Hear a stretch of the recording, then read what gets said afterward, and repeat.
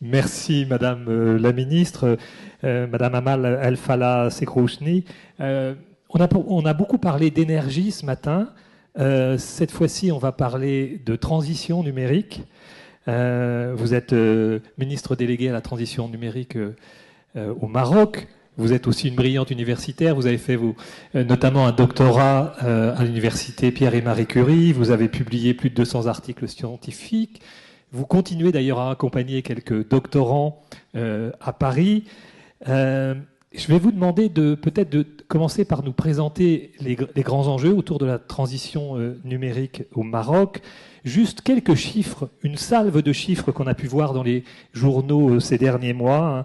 Donald Trump annonçant 92 milliards d'investissements pour l'intelligence artificielle, dont 36 milliards pour les centres de données. De leur côté, les grands noms de la tech américaine, OpenAI, SoftBank, Oracle, annonçant 500 milliards de dollars d'investissement dans ce secteur, et la France de son côté 109 milliards avec les annonces d'euros, avec les annonces faites par Emmanuel Macron, ou plus loin les Émirats arabes unis parlant de 30 à 50 milliards de dollars. Vous allez nous expliquer pourquoi cette transition numérique est importante au Maroc, pourquoi peut-être c'est aussi un enjeu de souveraineté, et quelle coopération aussi on peut imaginer entre, là encore, comme pour l'énergie, entre les deux rives de la Méditerranée.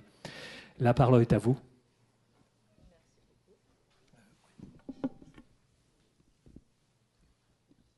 Alors, on prévoit question-réponse ou... Parce que moi, j'ai prévu un texte. Je vous propose de faire une petite présentation et puis ensuite, on va rebondir avec quelques questions pour le débat.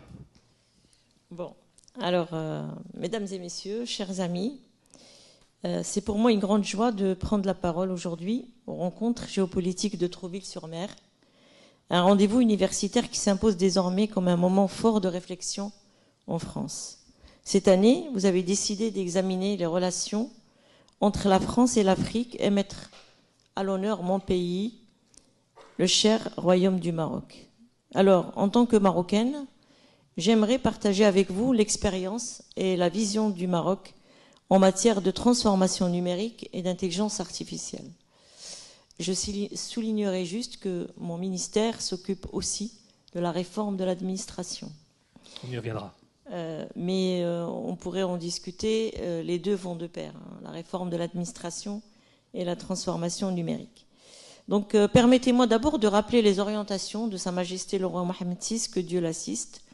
Le souverain nous a montré la voie, le numérique n'est pas un luxe, c'est une nécessité stratégique pour moderniser nos sociétés et créer de nouvelles opportunités pour nos jeunes et nos économies. C'est dans cet esprit qu'on a lancé la stratégie Maroc Digital 2030, dont je vous parlerai aujourd'hui. Son objectif est de mettre le digital au service du citoyen, de l'entreprise et du développement du pays. Cela passe par une administration plus rapide, plus fluide, plus simple, plus proche des usagers, mais aussi par une économie numérique compétitive et créatrice d'emplois. Notre stratégie est claire, ambitieuse, et nous nous donnons les moyens pour y arriver. Nous voulons faire du Maroc un hub régional et continental. En renforçant l'outsourcing ou l'offshoring, en soutenant nos startups et en développant les secteurs d'avenir comme l'intelligence artificielle, la cybersécurité ou encore la e-santé, notre ambition est claire. Plus de 270 000 emplois créés et au moins 2 licornes marocaines d'ici 2030. Mais rien de tout cela n'est possible sans les talents. C'est pourquoi nous avons choisi d'investir massivement dans la formation. Nous visons 100 000 talents numériques formés chaque année et nous ouvrons le pays aux experts étrangers grâce à un visa numérique.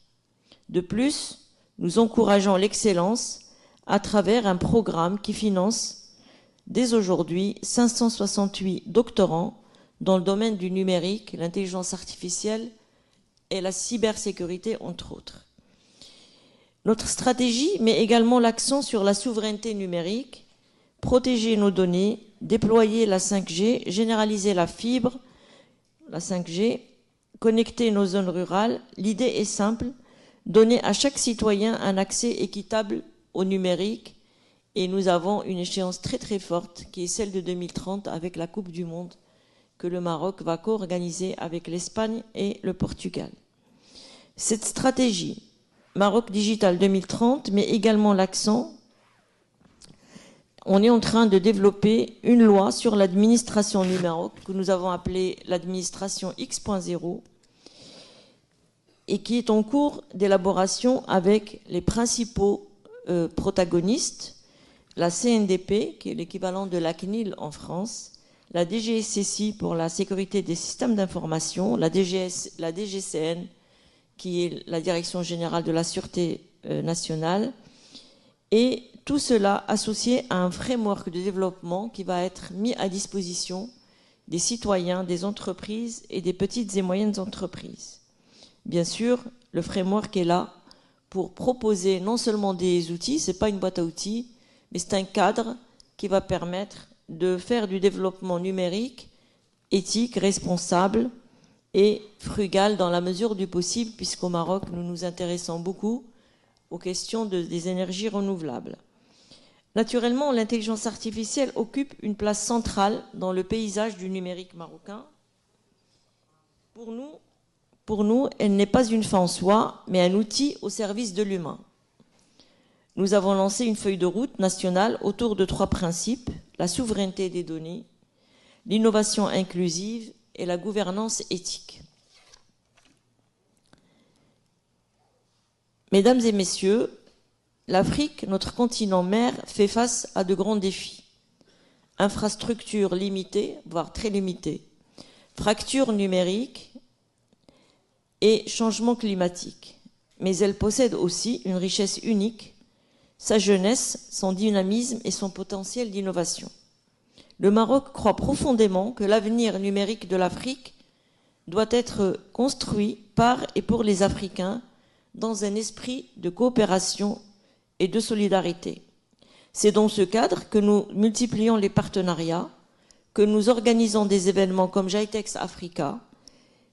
GITEX Africa, l'année dernière, a reçu 52 000 visiteurs du monde entier et beaucoup d'Afrique. Et qui, nous travaillons main dans la main avec nos voisins pour former des talents, créer des start-up et bâtir des infrastructures communes.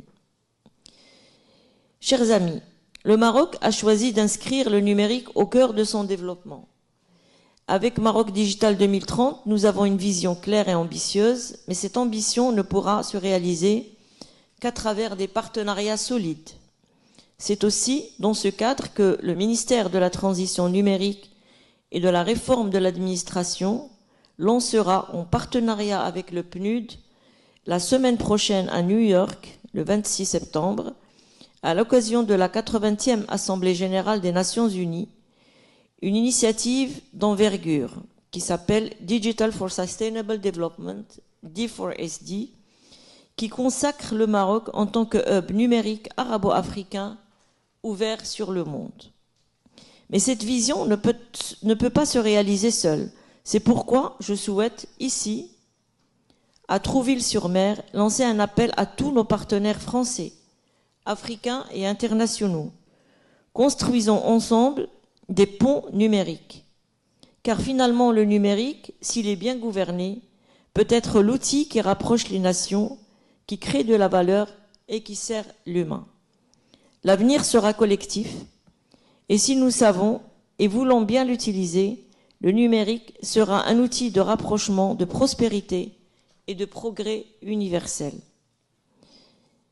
Avant de conclure, je voudrais exprimer toute ma gratitude aux organisateurs de ces rencontres géopolitiques de Trouville-sur-Mer. Un remerciement tout particulier à Frédéric Ancel pour son engagement et pour avoir choisi le Maroc comme pays invité d'honneur cette année. Ce geste est pour nous à la fois un signe de confiance et une belle opportunité de renforcer nos liens avec les territoires français. Grâce à vous, ces rencontres ne sont pas seulement un lieu de débat, mais aussi un espace pour construire un plaidoyer commun afin de faire face aux nombreux défis que le Nord comme le Sud peuvent affronter en identifiant ce qui nous rapproche. Je vous remercie d'avoir accueilli une part du Maroc dans cette belle ville, de votre accueil et de votre attention, et je vous remercie.